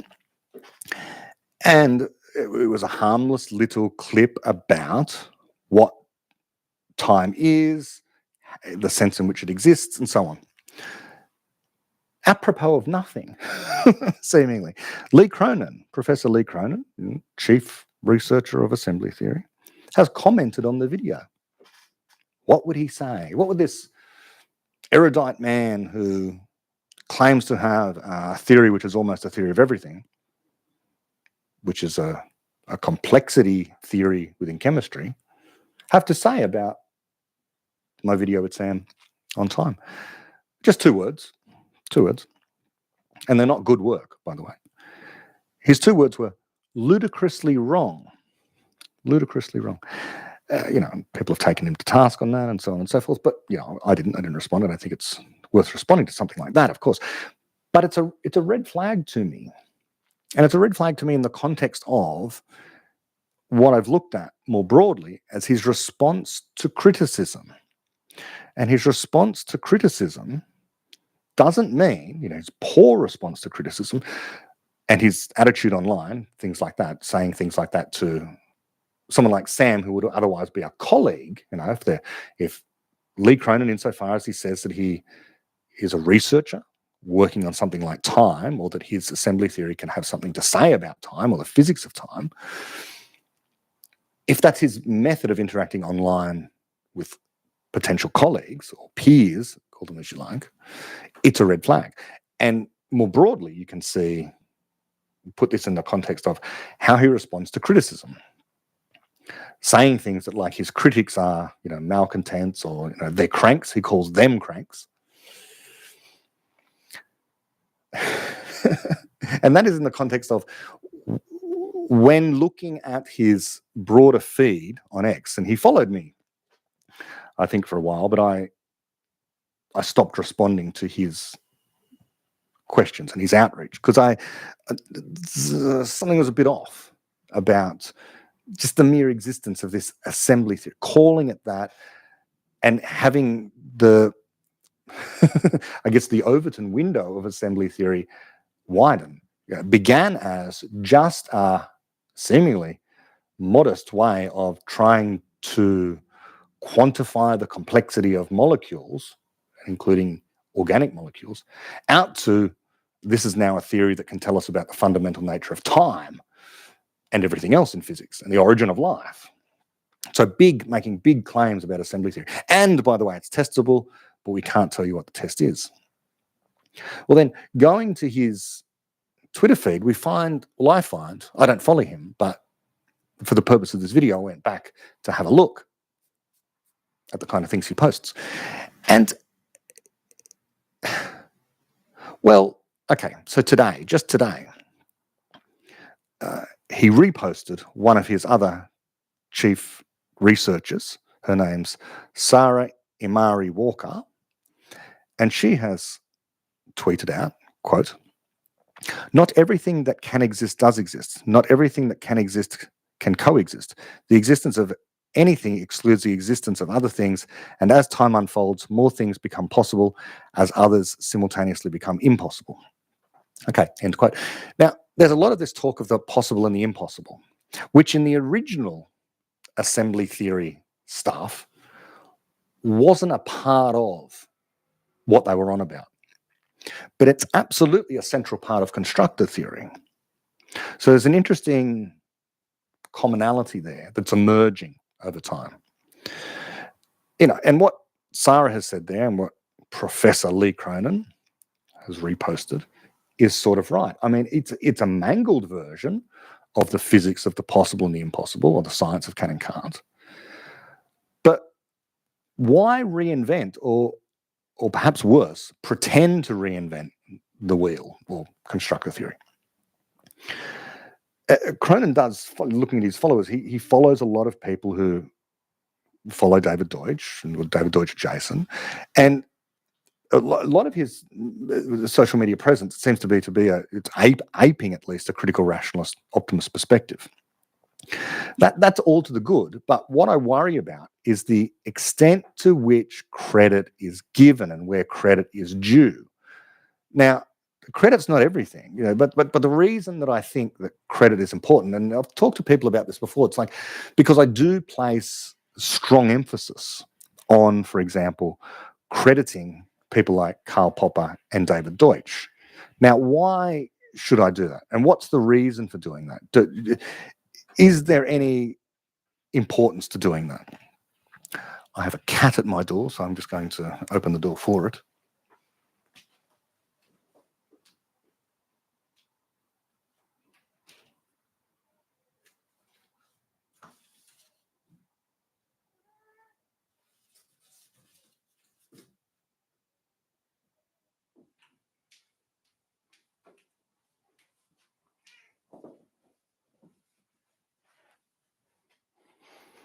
There we go. Cat is now inside. Why do I go to pains to credit people? This is the one area where I think universities actually do a great job. Not to say that people who work in the universities necessarily do a great job on this front, as we've seen recently, but they do try and inculcate their students with the importance of crediting people for their ideas. Now, why? this is my argument for crediting people, giving credit where credit is due. The reason that you should do it is so that people know where to go to get more. That is why I say, when I do throughout my podcast and other places, these aren't my words, these are Popper's words. Or this idea isn't original to me, it's original to David Deutsch. And it's because when someone hears something that they go, oh, wow, that's really interesting, so that they know where to go to find out more. They know to look up this guy, Karl Popper. They know to look up David Deutsch. It's got nothing to do with, oh, I don't deserve the praise, I'm a very modest person. All praise to, the geniuses that came up with this. It's not that. It is because if you want to dive more deeply into ideas about optimism, what a person is, computation, and physics, you know where to go. You know where to go, especially if you're new. Now, of course, people who've been here for ages know that this is what I talk about.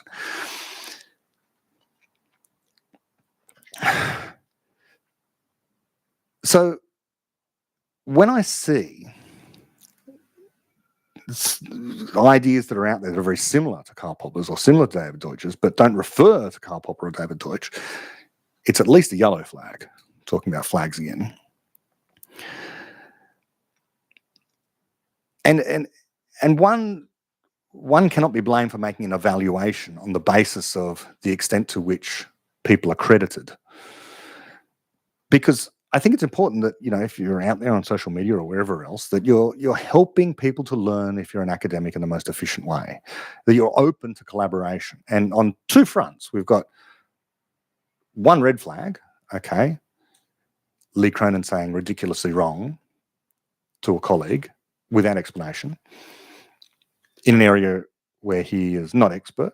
It's not to say stay in your lane, but I haven't seen a deep theory of time coming out of assembly theory. There could be one in the works, but again, that's no reason to say ridiculously wrong. It could be a reason to ask a question. That's a red flag. And yellow flags, the deep similarities in many ways between these two theories. Now, so something unusual is going on, I think, here with assembly theory. It can be that people that converge on the truth converge together. Okay, that's very true. But if someone gets there first, because it might be perverse seemingly to say, because I do say quite often, I'm not interested in who thinks what, I'm interested in the ideas. Some people have lots of good ideas, so sometimes I refer to particular people over and again. And if you want to know more, go to those people. But ultimately, it's about particular ideas. And if you're repeating something that someone already said, then again, give credit. Because your audience deserves to have the opportunity to efficiently find out more. So if you're using, let's say, David Deutsch's ideas, whether in part or substantively, or you're using Popper's, then say so. Just a quick name check.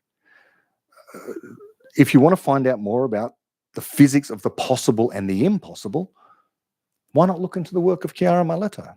She got there well over a decade ago. So you could say we're riffing on that. Perhaps say that. To be fair, they provided the reference in the Nature paper. They were almost obligated to, one would say.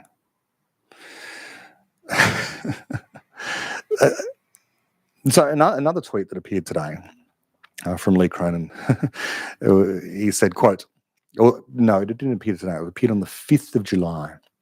Quote, excited to be finishing the principle of computation paper. Computation is to chemistry what computation is to mathematics. The proofs are actually surprisingly straightforward, end quote. Now, I don't know what computation is, but he's wrong to say that it's what computation is to mathematics. What? Not actually constrained by mathematics, but rather determined by physics? That physics is the thing that determines whether or not the repertoire of possible computations that can be performed by a device in this universe. So I don't know. Neologisms also worry me, computation, but we're going to find out. I don't know. And just as I was saying, reading through, and so July 8th, July 7th, he's tweeted 3 things in a row that I just think were funny because I thought, and this is just meant to be a joke. Again, it could be the case that people who converge on the truth converge together.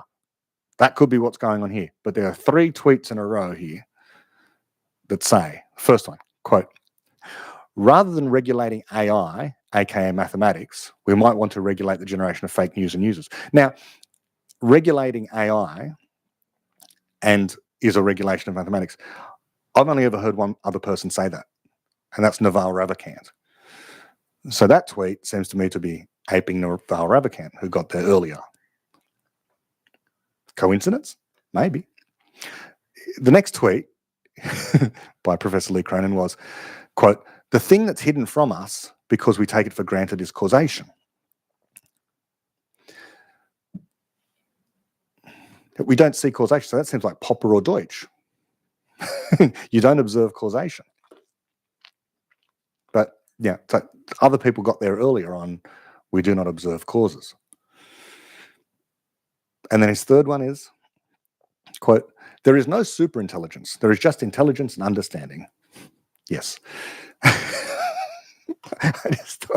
It just sounded a little bit like Naval, David, me. I could be wrong. Again. And there's a lot of stuff that assembly theory is promising. Now, making promises is all very good. We're going to do this, we're going to do that, and that's all very well. But I think in science, we should just do or do not. Don't stop promising people. Just do the thing. But, AT purports, according to its proponents, to be a theory coming from chemistry about complexity theory, but it's going to inform our understanding of fundamental particles and fundamental parts of physics like time. Now, it seems to me there's a coyness there with the detail, and there's kind of a rudeness at worst in some places. That would be to judge the source, and we shouldn't judge the source of ideas. That doesn't necessarily mean there's anything wrong with assembly theory, but it seems to be behavior that is beneath a legitimate researcher. So going by his websites and all his outreach and stuff, he's got a huge team at a university with lots of funding. So if I were an investor, I would certainly wait on assembly theory. I wouldn't be leaping in. So I think I'll leave assembly theory then for now. We could go more deeply into the papers and things, but I think there is enough that we can see in terms of what has hitherto been produced when it comes to assembly theory, and the similarities or otherwise that might be there with certain other theories, and what criticisms are out there by well-established academics saying that it's a rediscovery, that the best that can be said of it is it's a rediscovery of pre-existing mathematics and compression algorithms and that kind of thing. So I'm not saying that I'm qualified to judge, but for me there are red, orange and yellow flags around this thing. Yeah. The last thing for now that I think I might go to, haven't received any questions throughout this live stream. So what we'll do is just go to the last thing I'll talk about for now, because we're nearly up to 2 hours. And it is about what the big companies are saying when it comes to AI and AGI. And I was tweeting about this, and I just thought it was absolutely fascinating that the big companies, by which I mean OpenAI and Google, just to name 2, and I don't want to go through more than that because it will take me too much time, what they regard artificial general intelligence is as. Now, they're both working towards it, right? One of the world's biggest companies, Google, has research departments devoted to producing AGI. And they have a page They have a page titled, What is Artificial General Intelligence? Okay. They say, Artificial General Intelligence, AGI, refers to the hypothetical intelligence of a machine that can possess the ability to understand or learn any intellectual task that a human being can. Great. It begins great. Now, you could stop there and you might also follow it up with something like, and thus, although it would not be a human being, it would be a person with all the moral or all the rights that such an entity deserves. Something like that. But they go on instead to say, quote, it is a type of artificial intelligence, AI, that aims to mimic the cognitive abilities of the human brain. Well, mimic means isn't really achieving. Like when a parrot mimics language, they're not understanding what they're doing. So it's not really mimicking. It's actually doing the thing. It's actually learning. It's actually understanding. It actually has the cognitive abilities of the human brain. For all intents and purposes, it is a human brain just inside silicon. Therefore, it's a person, not a kind of artificial intelligence, because artificial intelligence is a tool that people use to accomplish stuff.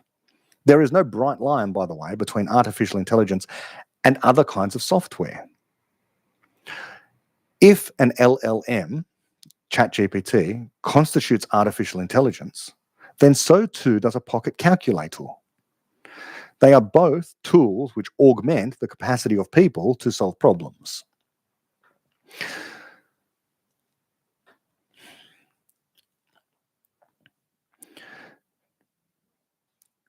The Google people go on to say, in addition to the core characteristics mentioned earlier, AGI systems also possess certain key traits that distinguish them from other types of AI. 1. Generalization ability. AGI can transfer knowledge and skills learned in one domain to another, enabling it to adapt to new and unforeseen situations effectively. Okay. End quote. Well, effectively, maybe. Okay, it can make errors. It's a person. It can adapt, but it won't necessarily, it may not. It can. Not that it will. So the word effectively there, not necessarily. Sometimes, perhaps. The next bit is more worrisome. Quote, this is a feature of AGI. Common sense knowledge.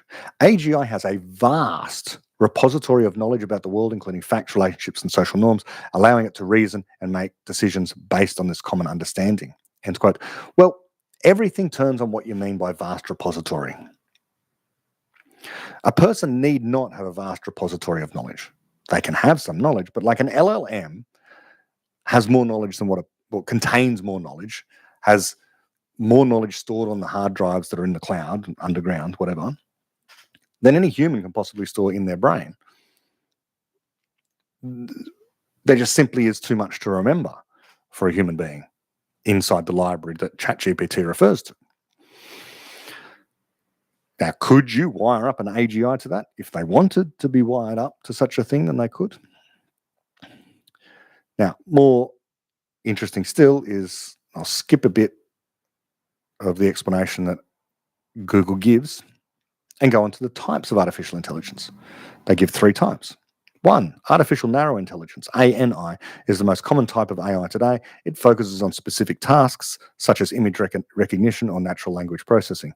For example, a facial recognition piece of software using the security system is an ANI application. Okay, tick, fine.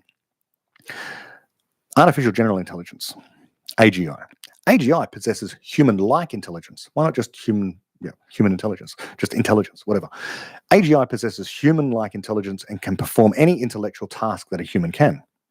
It is capable of learning, reasoning, and adapting to new situations. Currently, true AGI does not exist, but research and development efforts are ongoing. Okay, fine.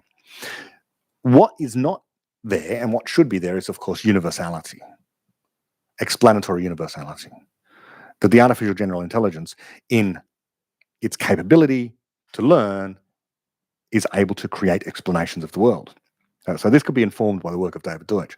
Now, it's no sin not to have read David Deutsch, but this is the importance of criticism. Maybe one day this will reach the right people. Lastly, they define artificial superintelligence, ASI. ASI surpasses human intelligence and can potentially solve problems that are currently beyond the capabilities of humans. For instance, an ASI system could potentially design highly efficient energy source systems or develop new medical treatments. However, ASI is still largely theoretical and remains a topic of debate and speculation. Okay, that's great. That last bit is fantastic. Yes. Now, in particular, those things, there's examples. Highly efficient energy systems, new medical treatments. Well, people do that already. People do that already. What is this thing that are beyond the capabilities of humans? There are some things we haven't done, haven't achieved yet, but there's always a yet there for anything that we haven't yet achieved, we could potentially achieve, given time, interest, and so on, motivation. So if you endorse the idea that people are universal explainers, which is simply an admission that the supernatural doesn't exist, because as soon as you say there is something out there that's incomprehensible to human beings, to people, all you're doing is saying exactly the same thing that have been said by mystics and the credulous and religious believers for almost the entirety of human history. And that is that there are things out there which are incomprehensible to people. Usually the thing that goes in that box is God. Now, these days, of course, the atheists of the world say it's not God, but it's something else. And rather remarkably, sometimes that thing happens to be a technology we will create, like a superintelligence, replacing God as being the thing that cannot be understood. Or otherwise, the laws of physics themselves. And you hear lots of people talk in these terms, that the whatever the next set of laws of physics beyond quantum theory happens to be, will be so complex that we won't be able to understand it. But why? Will it take more memory? Well, maybe we can augment our own memory, or we can just write it down on a piece of paper. We've always augmented our memory. Well, we need to think more quickly. Well, we use calculators and computers to think more quickly. Person plus AI equals ASI anyway. Okay, so an artificial superintelligence is just a person using AI. Anyone with a computer can outperform any human who is very good at multiplying numbers together. You see those people that can, take 2 5-digit numbers and multiply them together in their head very quickly. Well, any person with a calculator can beat them. Or if not 5 digits, then pick a number of digits, 20 digits, whatever.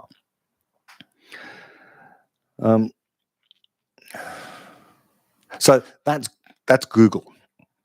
Let's have a look at OpenAI. Okay, OpenAI has a way of defining AGI. And they've got a paper called Planning for AGI and Beyond. Subtitles: Our mission is to ensure that artificial general intelligence, AI systems that are generally smarter than humans, benefits all of humanity. Well, which defies or contradicts what Google has said, because Google has basically said, well, AGI is equal to a human, mimics human cognition. But they're saying, OpenAI, that it's smarter. What does smarter mean? They go on to say, second paragraph, OpenAI, this is, if AGI is successfully created, this technology could help us elevate humanity by increasing abundance, turbocharging the global economy, and aiding in the discovery of new scientific knowledge that changes the limits of possibility. Yes, but only because it would want to, and only because you're increasing the population of planet Earth with more people, namely the AGI. But also, it's not a technology. They say if AGI is successfully created, this technology could not, no, these people could help us elevate humanity, of which they would be a part, okay, but they'd just be a different kind of human, if you like, at least a different kind of person, by increasing abundance and so on and so forth. They then go on to say, AGI has the potential to give everyone incredible new capabilities. We can imagine a world where all of us have access to help with almost any cognitive task, providing a great force multiplier for human ingenuity and creativity. Okay, but that's more like AI, which it already does that. AI has the potential to give everyone incredible new capabilities and so on. Yes, AI is a tool. They're talking about AGI as a technology and a tool here, mischaracterizing it what it is, misunderstanding what a person is. So if they're going to do this in the same way that Google kind of gets things slightly wrong as well, we need a new term. What I'm talking about and what I'm most interested in, and many other people who are working on this area, like Carlos de la Guardia and other Popperians who are interested in this question about AGI, is really programming a person, a universal explainer, a silicon-based mind that is conscious and creative and all of that stuff, that has the repertoire of possible problems that a person could have, namely infinite, in principle infinite, that can have a problem, that can seek a solution, have its own problems, not just be given a problem. If you can just hand over the problem to something else, then you're handing it over to a tool, to an AI, to an automaton.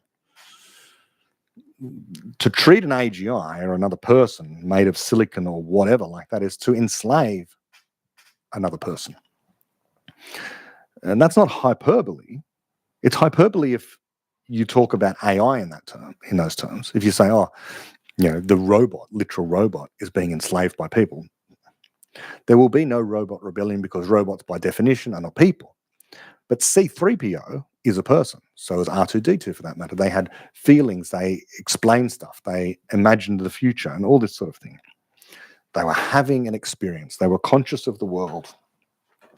And we know this because of the words they uttered. But, OpenAI goes on to say, AGI has the potential. On the other hand, AGI would also come with a serious risk of misuse, drastic accidents, and societal disruption. Because the upside of AGI is so great, we do not believe it is possible or desirable for society to stop its development forever, and so on. Just as any human baby comes with a serious risk of drastic accidents and societal disruption, and perhaps for the good, societal disruption. So yes, I think that even the big companies, OpenAI and Google, are confused about this notion of AGI. And insofar as they're not confused and they're reimagining what this acronym means, that the word general means something else, something more like a linked series of narrow AI, and that's your AGI, then we need a new term. It's unfortunate. I don't like neologisms. Or we need to just talk about these things in a different way, like I mentioned before.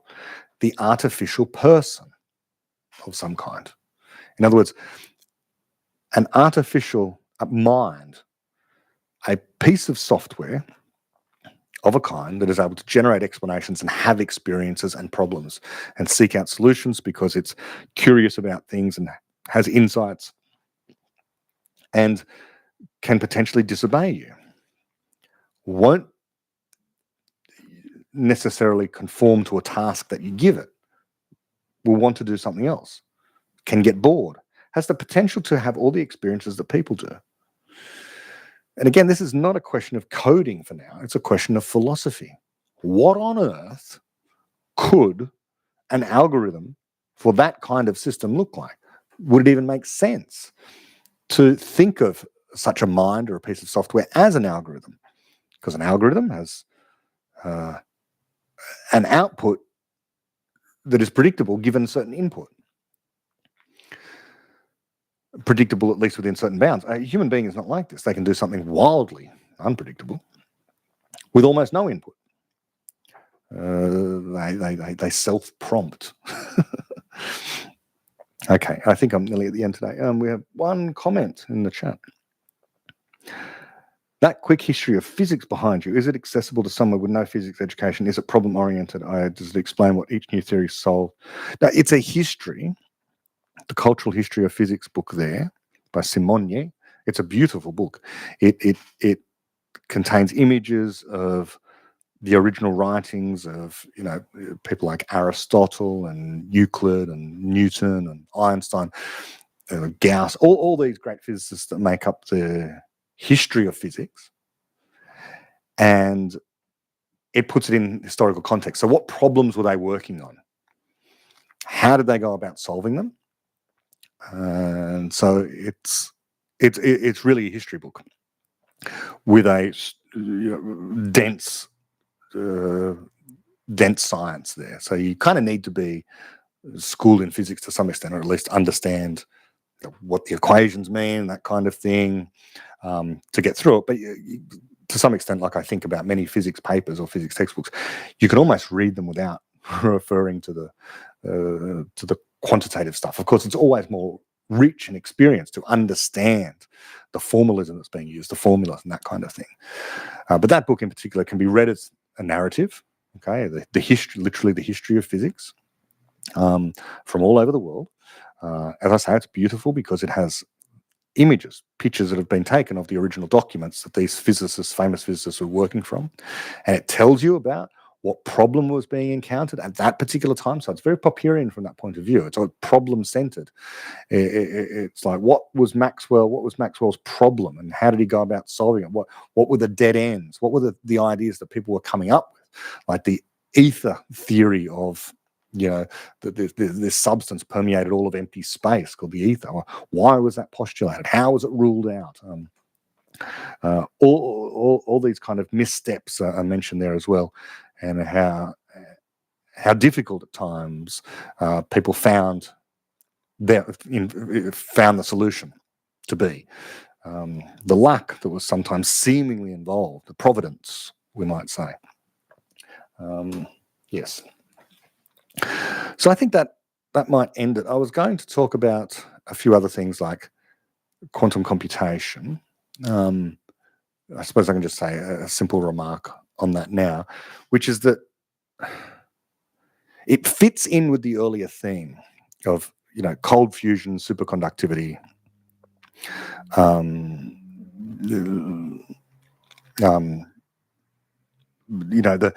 the missteps in science, where science has had to correct itself. Quantum computing is absolutely a real thing. The theory of quantum computation is robust. It is a matter of, one would hope, time before a universal quantum computer is produced. But there is also this cold fusion side of things, where periodically we are having companies publish, usually via media release, their claims that they have a quantum computer, a working quantum computer, or they've achieved quantum supremacy. Quantum supremacy meaning our computer can outperform any computer on this particular task. And then when you look into that, as I've mentioned before, often what you find is that some other research group with a supercomputer outperforms their supposed quantum computer. But I think I was sort of saying today that, well, if anyone really had a quantum computer, then there'd be Bitcoin billionaires, because they would have cracked, using Shor's algorithm, the encryption of the Bitcoin encryption. Isn't this a worry? Yeah, it's a worry. I mean, if someone ever does make a quantum computer, universal or even specialized to run Shor's algorithm, then you've got a problem with cryptography. But then you can have quantum cryptography, and quantum cryptography is unbreakable even by a quantum computer, because, among other things, if you observe the encrypted thing, you destroy the message. People will know that they've been spied on, that kind of thing. So I was going to talk about evolutionary psychology. Again, that's another part. This is sort of this, not quite pseudoscience, but sort of is. People making big claims that they know that there is a genetic basis for the way in which people think and why they have the political opinions they do and all this sort of stuff. So there's a lot of these examples where we have a difficult decision to make as to whether or not a scientific idea or theory, especially when it's new, is a truly creative breakthrough, or is it just an error, a mistake? Is it a rehashing of some already existing idea? That's another issue that I've talked about here. It can be hard to tell. It can be difficult to tell. But one impediment to making a clean distinction between this research project has great promise, This research project should be funded. These people that are working in this area should be promoted. They should be lauded as doing, God's work kind of thing and pushing the frontier of science forward. Versus these people over here who are misguided, in error, relying upon false assumptions about the world, copying the work of someone else, let's say. One impediment to making that delineation is rudeness, whether online or elsewhere. An allergy to criticism, a response to criticism which isn't kind or which isn't accepting, which isn't serious. And I think I've seen this, a first and foremost willingness to rush to social media to publish something. In the case of Pons and Flieshmann, they went straight to the media. Now, it's not to say that there are more and less legitimate ways of publishing things, but we have to think, why? Why do that first? Why go in front of a camera first, then tell your colleagues and your peers about this? Say, can you check this for me? Why are you gaining the wider public's attention before gaining the attention of the people who understand the field better or best? That's strange. So I think it's not that the content of the ideas themselves should be judged by the attitude or the practices of the practitioners. The science stands on its own. But if there's something there, if there's some really cool new ideas in a particular theory, this becomes readily noticed by a community sometimes because of the results that come out, because people are able to use this thing to solve actual problems. But if what you're doing instead is promising that problems yet to be solved will be solved using your approach, and that is kind of all you're kind of doing, this is a problem.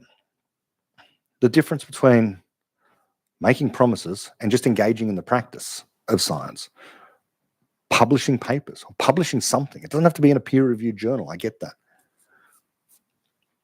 There have been examples of scientists, we don't need to mention names, who've gone on to Joe Rogan to publish their scientific theory. That's where they go. They hand, but handing your paper, your scientific, your new scientific theory of everything, let's say, to Joe Rogan, who, I think he's a brilliant guy. I think he's a great, some people think the opposite. They think he's too credulous and he's a conspiracy theorist and all this sort of stuff. I think he's an open-minded, skeptical, critical kind of guy who's fun and whatever. But he's not qualified to publish a paper on theoretical physics or the Standard Model, let's say. So what is the motivation for doing that? Aside from saying, well, the entire establishment is completely and utterly broken. We can say that there are problems with the scientific establishment and with the university system and with the peer review process in journals, but the science itself is an error correction mechanism. And it is true that sometimes the work of geniuses can go unnoticed for a long time, for longer than it should. That's all operating. But not everyone out there is a Galileo, the poor persecuted scientist who isn't getting the attention they deserve. And there is such a thing as plagiarism, and there is such a thing as making honest mistakes. As I mentioned, systematic errors with things like the varying fine structure constant. Honest mistake and corrected. Cold fusion. Was it an honest mistake, or was it a mistake that they doubled down on and they believed their theory or lack thereof? The LK99, is that what it was called? This is a superconductor that was all the rage a few years ago. Honest mistake? These people, of course, I think they were the Korean material scientists that made that superconductor. So didn't necessarily understand superconductivity. They weren't experts, they weren't physics experts in superconductivity, which isn't to say they shouldn't, people are ruled out of the conversation. Of course not. But as I was saying with all of these examples, what you do as a scientist in these cases is you publish your results and you say you don't know. Say you don't know, rather than making the big claim, immediately leaping to, this is a superconductor, immediately leaping to, this is cold fusion, immediately leaping to, this is the new theory of physics that will revolutionize everything, and nothing like this has ever been seen before. In the case of constructor theory, by Deutsch and Marletto, they credit von Neumann for coming up with the idea of a constructor. And then they've fleshed that out. It's really, as Chiara's book is titled, A Science of Can and Can't, transformations of the are possible and are impossible. And they came up with that in 2012. They were the first, and they should be given the credit for that. That's why I talk about it. And the importance of credit is not to say these people are the geniuses and, I'm too modest to take any credit for any advances I make. It's to give people who are interested in these ideas a place to go to learn more. And I think that's important to do, especially where you've got a limited pool of funding. It comes back to that again, a limited pool of funding. And so we want to be able to detect errors where we can, promote promising people where we can, beware of plagiarism where it might exist, and give credit where it's due. I think that might be a nice place to end it. I hope I haven't been too negative here. I'm excited about people doing new, exciting research with some caveats about where there might be crossover and how to reach out to the public and how to ensure a nice collaboration in a community of intellectuals. Calling people ridiculously wrong isn't a way to go. Until next time. Bye-bye, everyone.